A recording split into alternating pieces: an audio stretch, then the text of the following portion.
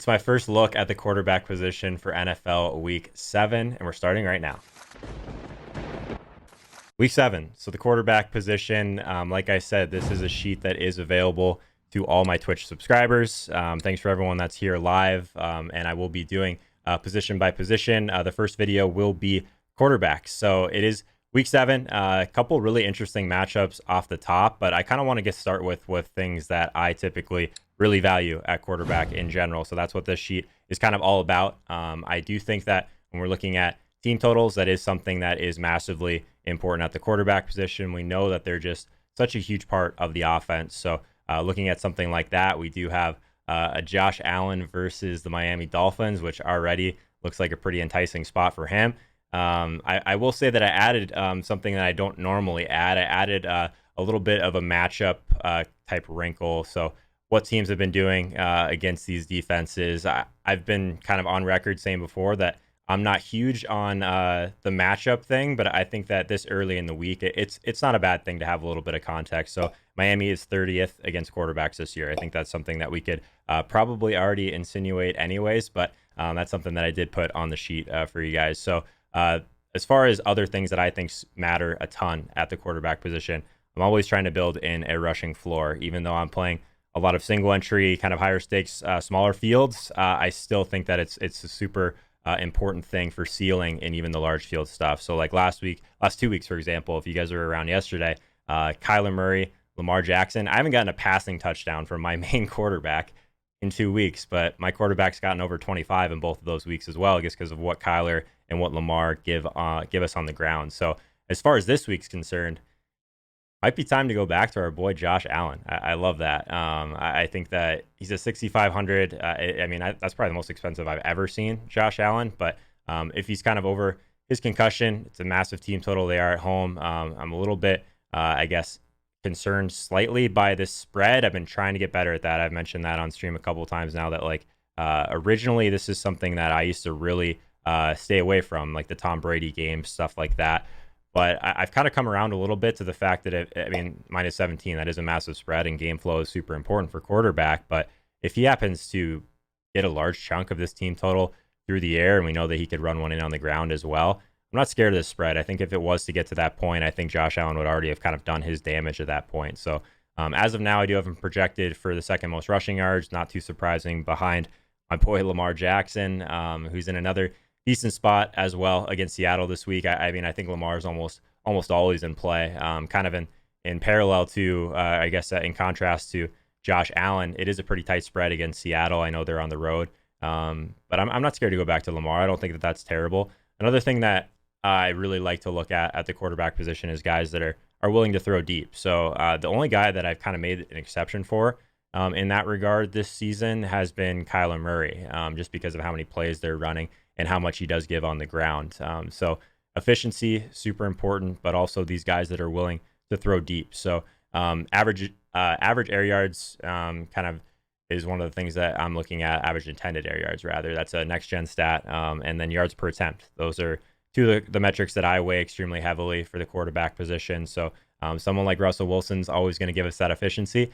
Maybe not as much of the volume side of things, but that's something else that I have on here kind of for context more than anything. So teams that have been passing a lot over their last 3 games, this does actually kind of change throughout the season. So last year we had a spurt where the New Orleans Saints were actually throwing a ton, when earlier in the year they were one of the most run heavy teams in the league. So over the last 3 games, it's still Cincinnati, Atlanta, Miami at the top, some of the teams that you would kind of think would be up there. But Arizona's dropped a little bit in their passing attempts. I think that that's at least notable. Minnesota, San Francisco, Baltimore, still some of the most run-heavy teams in the league, which isn't too surprising. So I'll see if I missed anything kind of here in the chat. Research MLB slates. Geez, Steve, you're playing MLB slates now, man. Come on. In the postseason. I'm just here for that sexy shot of the PC in the background. Yeah, Hodge, you're the man, dude. Hodge, when are we gonna start getting some Hodge streams throughout the week, bro? Yeah, what's up, Dimes? How you doing, buddy? All right, let's keep it rolling here. So, I mean, I'd be shocked if someone like Josh Allen wasn't extremely popular as far as earlier in the week. A couple games that I think at least make sense to attack off the top. Again, just Matt Ryan, been someone that we've been able to kind of bank lately as far as his consistency. Is someone that has been kind of, I guess, destroying my mold of the rushing yards is really what gives you floor, because Matt Ryan just keeps throwing touchdowns and hitting that 300-yard bonus. So that game against the Rams, I think you can project for definitely one of the highest paced games, most plays on the slate. Both teams are passing a lot. I think it's probably another good spot for Atlanta. I mean, maybe the Rams just aren't very good. I think that's something we got to consider. So one thing that is notable, the Rams have been pretty good against deeper passes. So I don't know. I haven't played a ton of Julio yet, but Matt Ryan's kind of middle of the pack for a guy that pushes the ball deep anyway. So as far as some of the top matchups on the slate, we already talked about Josh Allen. But Jared Goff on the other side of that Atlanta game. Is Jared Goff ever going to get right? I have no idea. He's 6,200, so they haven't really priced him down at all. So it's kind of an interesting spot there for sure. Daniel Jones, do we feel comfortable going back to Daniel Jones against Arizona? This is a team that we've been targeting a ton this year. Daniel Jones, not scared to really air it out. I know he's had a couple rough performances, but he started out pretty hot. So I don't know. Daniel Jones at 6,100, probably not a spot that I'd be as interested in with Josh Allen right there at 6,500. But I think you could probably consider that. I mean, he is at home against Arizona. Doesn't really get much better than that. Does give you a little bit of equity on the ground as well. So I have no issues with Daniel Jones at that price. Let's see what else we got here. Marcus Mariota, anyone against the Chargers? I don't know. That's a tougher one for me with that team total. I'm just kind of looking at some of the guys that do run a little bit. Like I said, Kyler Murray is really the only one in this crew that I've really been targeting that doesn't throw deep this year. So not as interested in Mariota. Yeah, just kind of at first glance here, I would imagine that the ownership's going to kind of skew pretty heavily towards Josh Allen. I think Matt Ryan in that game too. And both of those guys. Let's look at the spot for someone like Deshaun Watson, who we're almost always interested, right? So it is a kind of mediocre total. They are on the road against Indy.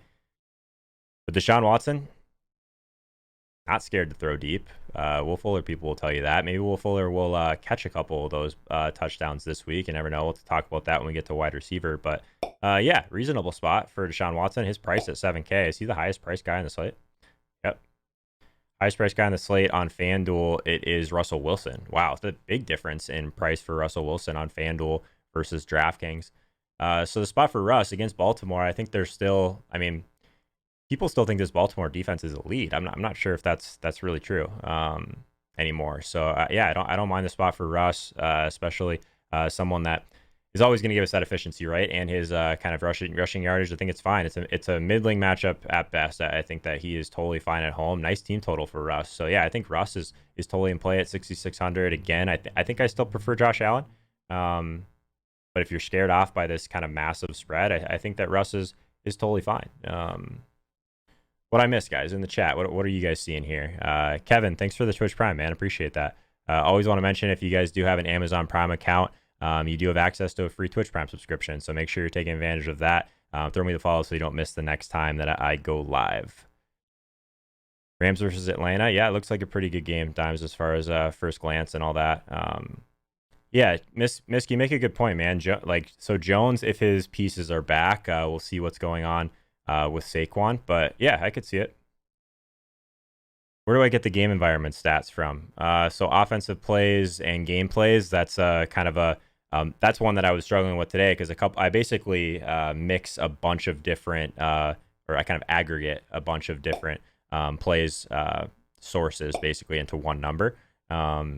But a couple of those weren't available today. So that's something that probably will change a little bit as the week goes on. Pass percentage over the last 3, that's easy enough to find on Google for free. And game plays is just basically adding together the offensive plays for each team. I do add some offensive line stuff. That was one of the ones I didn't get to today. And again, a couple things that I look at as far as pressure rates for and against were not available on a Tuesday morning. Love Wilson at home against the Ravens. Yeah, I think that's a really nice one, kind of off the hop. I haven't played Russ in a while, Unk. I feel like I never really get Russ right, but maybe this would be a good time to go back to him. On FanDuel, that price is pretty brutal, but nice tight spread, nice team total. Guy that's, I mean, I have no issues with Russ this week. I could see him gaining some steam, especially at basically the same price as Josh Allen. So yeah, it's interesting. Yeah, Ravens D, definitely not all that for sure. Sooners, thanks for your Twitch Prime, man. Appreciate that. Thanks for being with us. That worksheet / Discord Sooner plus no ads. Yeah, for sure. Definitely gonna get that in the Discord. I don't even have my ads on for YouTube, man. By the way, someone was kind of calling me out the other day for having even just telling people to subscribe, telling people to, I mean, follow on YouTube or on Instagram, like Twitter, that sort of stuff. I was like, man, my ads aren't even on. I don't even know why you're kind of complaining. Anyways, so I think that's kind of where I'm at on quarterback at the start, guys. I think that maybe some spots to avoid. I haven't played much Jimmy this year, as far as I guess the team that wants to run the ball ideally, right? So you could probably make a stronger argument for someone like Kittle if you did want to get access to that. But they do have a nice team total. It is Washington, again, 28th against quarterbacks this year. So the matchup does make sense for Jimmy G for sure. Nice team total. They're on the road at least. So that's something to keep in mind. Doesn't throw deep. Doesn't really give much on the ground. I'm not a big Jimmy G guy, to be honest. Running backs this week. Yeah, we'll get to running back next time. So I'm just trying to make sure I didn't miss anything here. What other home favorites do we got? Jacoby Brissett, 5,600 against Houston. Don't like that much.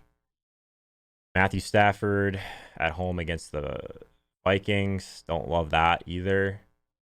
What do you guys think about Aaron Rodgers versus Oakland? Oakland's a team that's definitely been in the bottom half this year against quarterbacks. Decent team total there. I miss the days when we could project Aaron Rodgers for like that massive ceiling. I think those days might be over. I mean, just looking at a team that I guess they're middle of the pack as far as their passing rate. I mean, he's pretty much middle of the pack in like almost every category that I think matters in fantasy. I mean, he's going to give you a little bit on the ground. 6,400, I definitely prefer Russ. I mean, Josh Allen at that point, which seems crazy, but from a fantasy perspective, or even getting up to Lamar and Watson, I think that I prefer those guys over A-Rod. Yeah, good call. If Adams is back, maybe he's a little bit more in play for tournaments, but I still don't love him. No rushing upside with Rodgers. I don't know about that. I mean, he's still going to add his few touchdowns on the ground for sure each and every year. I think there's better options, better floor at that price. Like I think that DraftKings is really struggling to price Rodgers down just because there's still going to be people that play him. Let's look at some mega punts before we kind of finish off quarterback here. Josh Rosen. Any Josh Rosen love?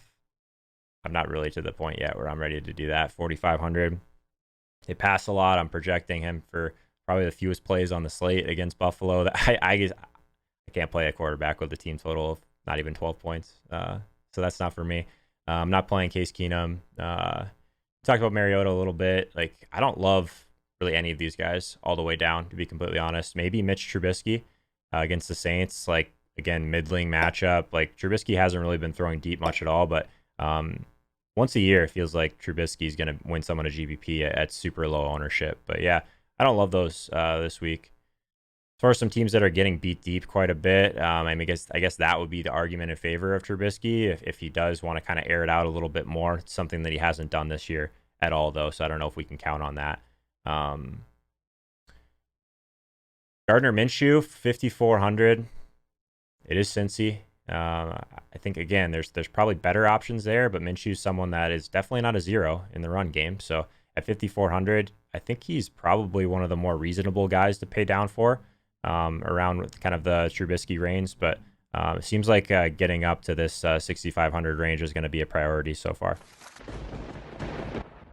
If you want to learn more about how to become a profitable daily fantasy sports player and better, start now by hitting the subscribe icon in the bottom right-hand corner so you don't miss anything. I'll have a position-by-position first look done by the end of tomorrow, so be on the lookout for that. But until then, I have a bunch of other DFS courses that are ready to roll right here on YouTube for free. Thank you so much for watching, and I'll see you guys next time.